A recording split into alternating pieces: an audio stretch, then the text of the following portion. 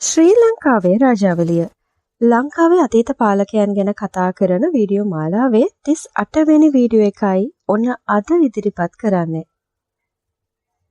රාජාවලිය කලින් කොටස මම නතර කළේ 4 වන පරාක්‍රමබාහු රජතුමාගේ කාලය අවසානයෙන්. ක්‍රිස්තු වර්ෂ 1326 දී රජකමට පත් වෙන්නේ රජ පෙළපතට කිසිම සම්බන්ධකමක් නැති වන්නි ප්‍රදේශවල ජීවත් වුණු පුද්ගලයෙක්. ඔහු තුන්වන බුවනෙකබාහු කියන නමින් රාජ්‍යත්වයට පත් වුණත් රටවැසියන් ඔහුව හැඳින්වුවේ වන්නි බුවනෙකබාහු කියන නමින්. වන්නි බුවනෙකබාහු රජතුමාගෙන් පස්සේ ක්‍රිස්තු වර්ෂ 1332 දී රජකමට පත් වෙන්නේ පස්වන විජයබාහු රජතුමයි. ඔහු උතුරේ වාසය කරපු චන්ද්‍රබානු කියන ජාවක පාලකයාගේ පුත්‍රයෙක් විදිහටයි සැලකෙන්නේ.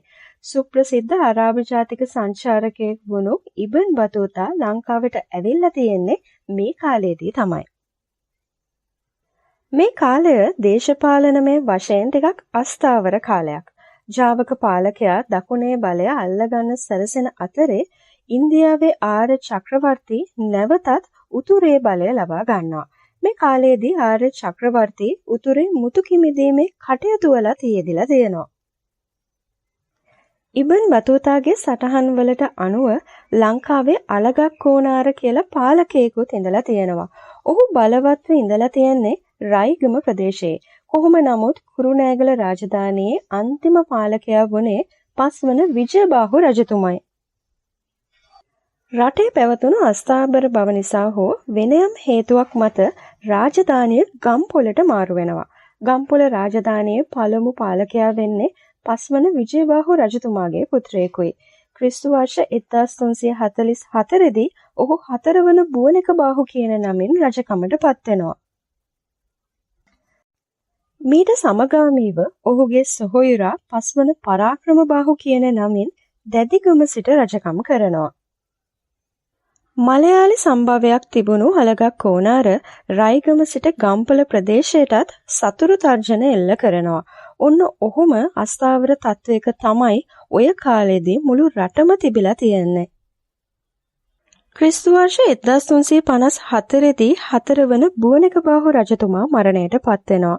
පස්වන පරාක්‍රමබාහු රජතුමාගේ බෑනා කෙනෙක් 3 වන වික්‍රමබාහු කියන නමින් 1357 දී ගම්පල රාජධානියේ රජකමට පත් වෙනවා.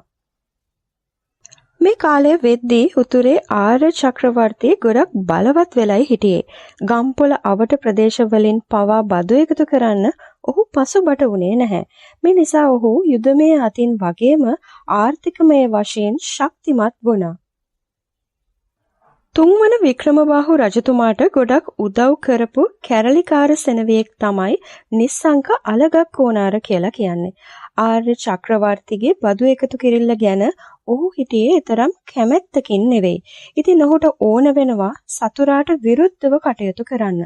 ගම්පල ඉඳගෙන මේ කටයුත්ත කරන්න බැරි වුණ නිසා ඔහු බටහිර මුහුදු තීරයට ආසන්නයේ බලකොටුවක් හදා ගන්නවා.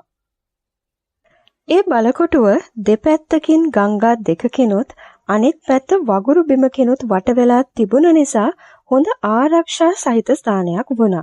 පසු කාලයේදී කෝට්ටේ බලකොටුව කියලා හැඳින්වෙන්නේ මේ බලකොටුවම තමයි.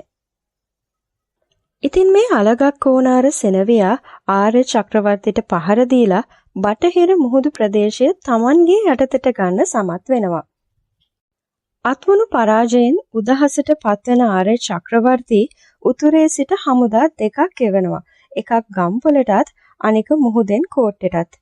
ඒ සේනා දෙකම පරාජය කරන්න අපේ හමුදාවන්ට හැකියාව ලැබෙනවා.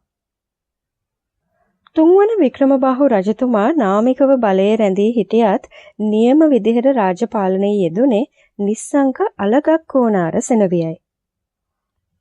ක්‍රිස්තු වර්ෂ 1374 දී තවත් රජ කෙනෙක් බලයට පත් වෙනවා. ඒ වගේම චීනයෙන් සතුරු තර්ජනයකුත් එල්ල වෙනවා. මේ ගැන ඊළඟ වීඩියෝ එකෙන් කියලා දෙන්නම්.